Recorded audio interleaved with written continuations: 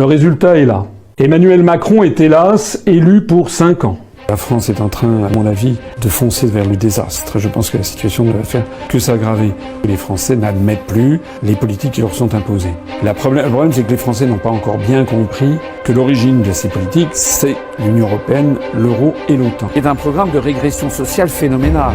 Il va y avoir la baisse des prestations chômage, la suppression progressive des CDI, des contrats à durée indéterminée, le bradage des industries stratégiques françaises à des intérêts allemands ou américains, l'assujettissement de la France aux coalitions de Washington et de l'OTAN, notamment au Moyen-Orient. La France va être encore plus soumise qu'elle ne l'avait été sous François Hollande à l'OTAN. Tout ceci, les Français ne sont pas d'accord. Et donc je pense qu'il va y avoir de très gros problèmes en France dans les mois qui viennent, les mois et les semestres qui viennent. Le programme de M. Macron et de l'oligarchie qui l'entoure consiste dans la destruction des acquis sociaux des Français, dans la privatisation rampante de nos services publics, dans la destruction de la sécurité sociale publique pour tous, parce que la Commission européenne le demande. Et quand je dis la Commission européenne, ce sont évidemment les traités européens qui sont derrière et l'oligarchie financière qui ligote, qui verrouille le tout.